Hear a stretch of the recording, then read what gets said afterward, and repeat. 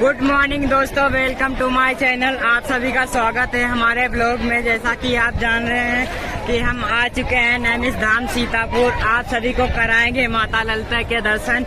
अभी कर रहे हैं माता गोमती में स्नान, उसके बाद चलेंगे कराएंगे माता ललिता के दर्शन। आप इतनी भीड़ अभी देख रहे हैं, उसके बाद में हर जो सोमवार को अमावस्या होती है उसमें ज्यादा से ज्यादा आप सभी को भीड़ देखने को मिलती है। और अब आप सभी लोग ज्यादा से ज्यादा इस वीडियो को देखकर और शेयर लाइक जरूर करना दोस्तों।